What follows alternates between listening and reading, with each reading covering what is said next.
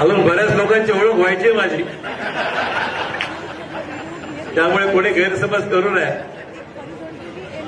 पदाधिकाऱ्यांची एक वेगळी बैठक एक 8 दिवसामध्ये मी घेणार आहे.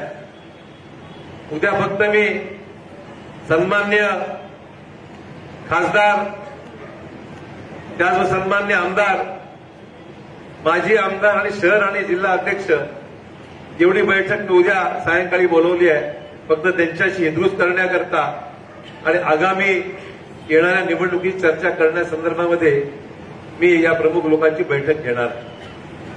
आठवड्याभरानंतर जरूर आपले जे पदाधिकारी आहे त्यांच्याशी मला संवाद साधणार आहे. आठवडाभर गेल्यानंतर थोडंसं तयारी करावं लागणार आहे आणि आपल्याला कल्पना आहे की 28 तारखेला देशाचे यशस्वी पंतप्रधान श्री नरेंद्र मोदीजी नांदेडहून यवतमाळला चालले आहेत. त्यांचे स्वागत करण्याचा मला पहिलाच प्रसंग या निमित्ताने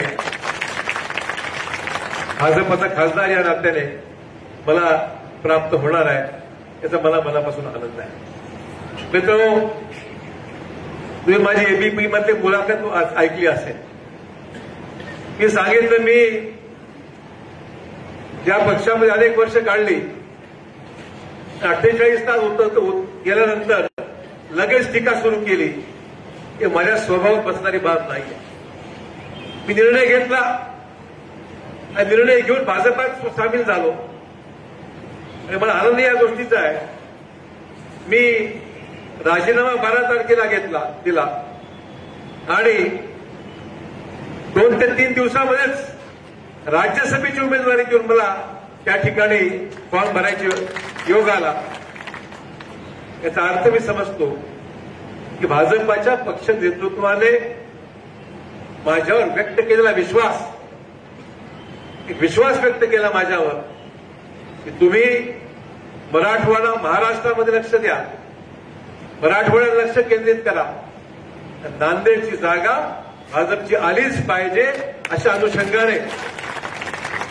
अनुषंगाने मला राज्यसभेवर काम करण्याची संधी मला दिली.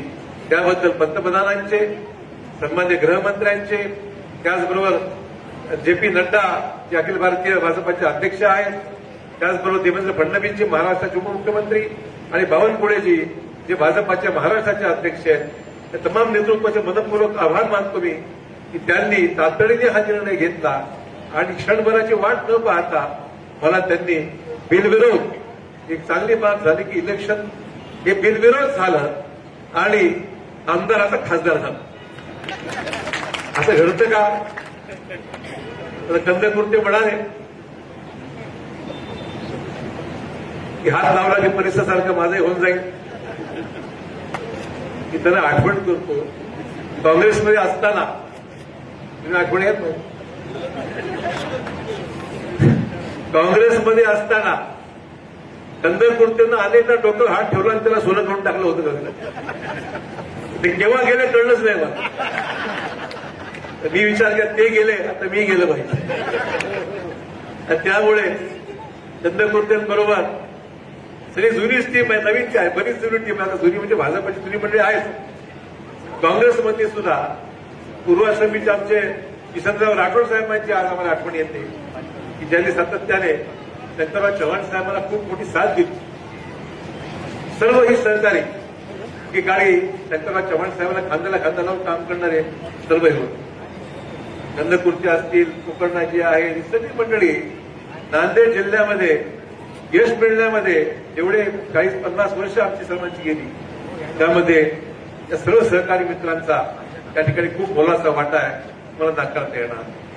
अनेकांनी विचारलं मला की तुम्ही अचानक कशा भाजपमध्ये कसा गेला? माझ्या मनामध्ये एकच भूमिका होती. मोदी साहेबांनी घोषणा केली विकसित भारताची, विकसित भारताची घोषणा केली की मनाशी गाठ बांधली. विकसित भारत, विकसित महाराष्ट्र आणि विकसित नांदेड ही भूमिका घेऊन येणारा पुढचा कालावधी आपल्याला निश्चितच यशाच्या मार्गावर, नांदेड जिल्ह्याची विकासाची जी भूक आहे ती भूक आपल्याला पूर्ण करायची आहे. आम्हाला वाटतं की मराठवाड्याचा आमचा हा जिल्हा मागासलेला कोणी म्हणता कामा नये. आम्ही पुढची झेप आम्हाला घेता आली पाहिजे.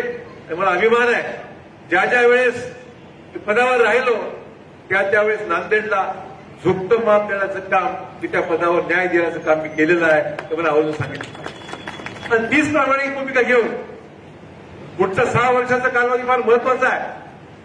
पुढचे 5 वर्षाची केंद्रामध्ये सत्ता जी आहे ती महत्वाची आहे. महाराष्ट्रात आगामी काळात येणारी सत्ता ही महत्वाची आहे. आणि नांदेडमध्ये मला सर्वांची खात्री आहे की माझ्या भोकर, मुदखेड, अर्धापूर तालुक्यातले सर्व माझे कार्यकर्ते या ठिकाणी आलेले आहेत.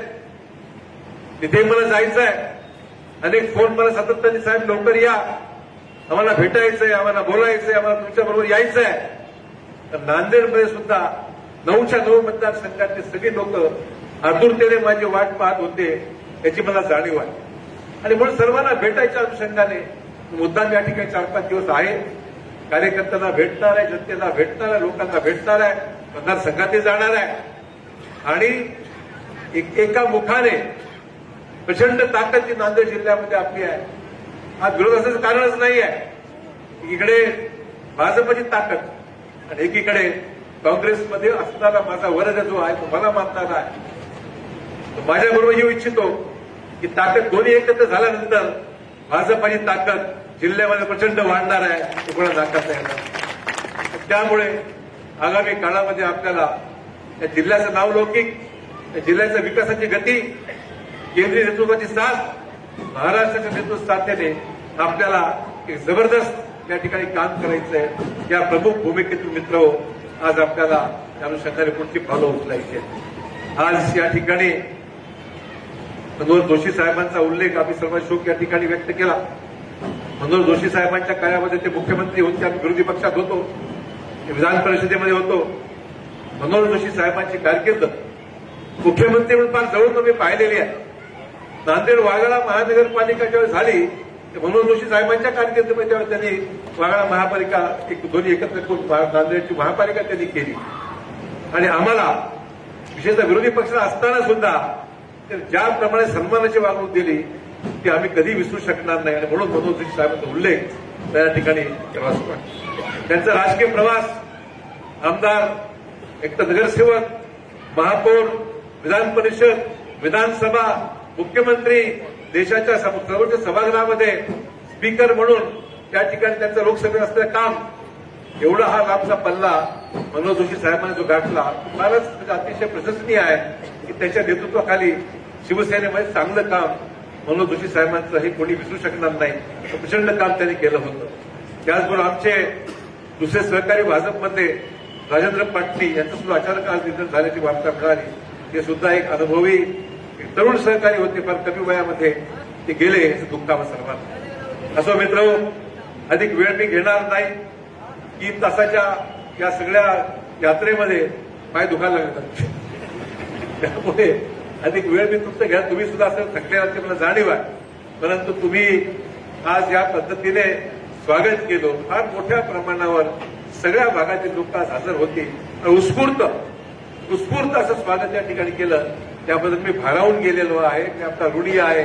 मनापासून आपल्या सर्वांचे आभार, की जेवढे मानावेत तेवढे कमी आहेत. कामं भरपूर आहेत, आम्हाला कामाला लागायचंय. निवडणुका 10-15 दिवसात जाहीर होतील. त्या निवडणुकीच्या अनुषंगाने आपल्याला खूप मेहनत घ्यायची आहे. मला अपेक्षा आहे आपण सर्वजण मिळून मला साथ द्याल. या जिल्ह्यामध्ये भक्कमपणे काम करून दाखवून देऊ आपला हा जिल्हा एकदा निर्णय घेतल्यानंतर भक्कमपणे मागे राहतो. ही भूमिका आपल्याला यावेळी दाखवून द्यायची मित्र. आणि म्हणून माझी जबाबदारी अधिक वाढलेली याची मला जाणीव आहे.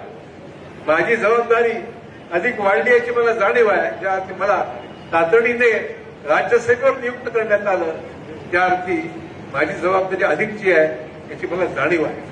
त्यामुळे मित्र, आपल्या सर्वांच्या सहकार्याने आगामी निवडणुका सर्व विधानसभा आणि लोकसभा दोन्ही त्याच्यानंतर नगरपालिका, महापालिका आहेतच, परंतु सर्वांना एकत्र देऊन कुठलाही भेदभाव न करता जी मंडळी माझ्याबरोबर ती आणि भाजपचं नेतृत्व दोघांचा एक चांगला समन्वय आपण साध्य करू. आणि आगामी काळामध्ये नांदेड जिल्ह्यामध्ये एकोप्याचं दर्शन आपण दाखवून देऊ.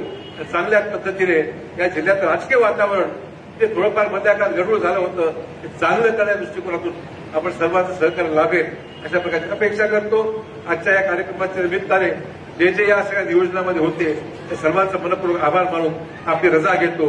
जय हिंद, जय महाराष्ट्र.